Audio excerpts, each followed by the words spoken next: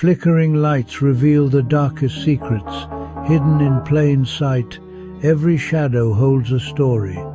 Welcome to Shadow Files. Subscribe for more mysteries. Enter the shadows. The road was empty. Snow covered the trees like a silent warning, and the air felt frozen in time. The engine was cold. A black car sat abandoned on the side of a winding road in rural New Hampshire. The driver was gone. It was the kind of place where nothing happens, until something does. And from that moment on, one young woman would vanish without a trace. A nursing student at the University of Massachusetts Amherst, she was known as smart, athletic, and disciplined. Maura Murray was 21 years old. Her name was Maura Murray.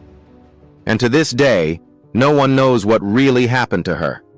She had a background in track, a structured life, and a future that seemed carefully mapped out. But in the days leading up to her disappearance, something began to unravel. On February 9, 2004, Maura emailed her professors, claiming there had been a death in the family and she would be gone for a week. But there was no death, no emergency. It was a lie, one that suggested she was planning something or running from something. She packed quickly. Clothes, textbooks, personal items. She withdrew nearly all the money from her bank account, around $280. Then she bought alcohol. Not just a bottle or two, but a strange mix. Vodka, Kahlua, Baileys, and boxed wine. It didn't look like a vacation. It looked like an escape. That afternoon, she got into her black Saturn and started driving north, toward the White Mountains. Hours later, at around 7:27 p.m., everything changed. A call came in about a single-car accident near Woodsville, along Route 112, a dark, rural road surrounded by dense forest. A local bus driver, Butch Atwood, stopped to help. He saw Maura standing beside her crashed car. She seemed shaken, but not seriously injured. He offered to call the police. She refused. She told him she had already called 8AA. But there was one problem. There was no cell service in that area. Butch drove home and contacted authorities anyway. Within minutes, police arrived, and Maura Murray was gone. The investigation began almost immediately, but from the very start, it felt like something was off. Officers examined the scene. The car had minor front-end damage. The airbags had deployed. Inside, they found spilled red liquid staining the seats and ceiling. Wine, likely from the boxed alcohol she had purchased earlier. There were open containers in the car. That alone raised suspicion. Had she been drinking before the crash? Then there was the rag. A piece of cloth stuffed into the tailpipe, something her father had reportedly suggested as a temporary fix if the car broke down. But why was it there now? Was she trying to start the car again? Or was something else going on in those final moments? Her belongings were still inside. Her phone, her keys, her wallet, some of the most essential items, were either left behind or unaccounted for in confusing ways. Search teams arrived quickly. Dogs were brought in to track her scent. And what they found only deepened the mystery. The dogs picked up Maura's scent near the crash site and followed it along the road for a short distance. Then suddenly, it stopped. No turn into the woods. No continuation. Just gone. As if she had vanished into thin air or stepped into another vehicle. Investigators expanded the search radius. Helicopters scanned from above.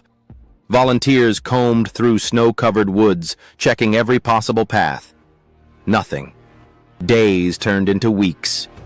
Weeks into months. Still nothing. Over the years, the investigation would take strange and unsettling turns. At one point, attention focused on a nearby house where cadaver dogs reportedly showed interest. For a brief moment, it seemed like a breakthrough. But no evidence was ever recovered. No body, no crime scene, no definitive answers, just questions piling up. And that's where the theories begin. The first theory is the most grounded in reality, but still deeply unsettling. Maura panicked and fled into the woods. The idea is simple. She had alcohol in the car. She had just crashed. Maybe she feared getting arrested for driving under the influence. In that moment of fear, she ran into the freezing darkness. Temperatures that night were dangerously low. Snow covered the ground. The forest was dense and disorienting. In cases like this, hypothermia can set in quickly. Victims often become confused, irrational. Some even experience a strange phenomenon known as paradoxical undressing, where they remove their clothing despite the cold. If Maura ran into the woods, she may not have made it far. But here's the problem. Search teams found no footprints, no broken branches, no signs of someone moving through deep snow. And that absence of evidence is hard to ignore. Which leads to the second theory. Someone picked her up. Imagine the scene. A young woman alone on a dark road. A passing car slows down. A driver offers help. She gets in. And that's the last time anyone sees her. The scent trail stopping abruptly supports this idea. It suggests she may have entered a vehicle. But who? No witnesses reported picking her up. No confirmed sightings. No suspicious vehicles identified. If this was an abduction, it was incredibly clean. Almost too clean. Then there's a more complex, unsettling possibility. Maura planned this. Every detail, the email, the money withdrawal, the alcohol purchase, the direction she was driving, it could all point to a deliberate attempt to disappear, to leave her life behind.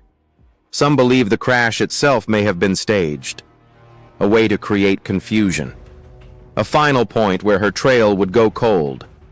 But if that's true, where did she go? Starting over isn't easy, especially without leaving a trace. No bank activity, no verified sightings, no contact with friends or family. It's as if she vanished from existence. And finally, there's a theory that feels less logical, but no less haunting. That something unexpected happened out there. Something we can't easily explain. The area around Route 112 is isolated, quiet, surrounded by miles of forest. Some locals have long whispered about strange occurrences in those woods. Unexplained sightings, odd sounds, stories that don't quite add up. There's no solid evidence to support anything paranormal. But when a person disappears this completely, the mind starts to go places it normally wouldn't. Because sometimes the absence of answers is more terrifying than any explanation. Before we go further, if you're drawn to mysteries that refuse to be solved, make sure you like this video, subscribe to Shadow Files, and share it. Because the more people who hear these stories, the harder they are to forget. Back to the case. Years passed. Then more than a decade. Investigators revisited old leads. New technologies were introduced. Fresh searches were conducted. Each time, there was hope. And each time, that hope faded. Maura's family never stopped searching. Her father, especially, remained relentless, giving interviews, organizing searches, pushing authorities to keep the case alive. Because for them, this isn't just a mystery. It's personal. It's a daughter, a sister, a life that stopped without explanation. And maybe that's what makes this case so haunting. Not just the disappearance, but the silence that followed. No answers, no closure. Just a single moment in time, frozen forever. A car on a dark road, a young woman standing beside it. And then, nothing. Think about that. One moment she's there. Minutes later, she's gone. No trace. No goodbye. Just a mystery that refuses to be solved.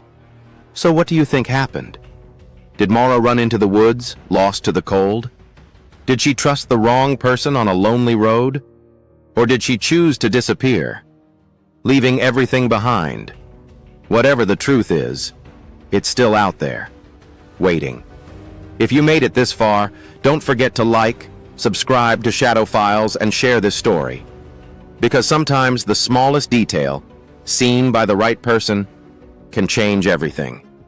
And maybe one day that missing piece will finally come to light. Until then, stay curious, stay aware, and stay in the shadows.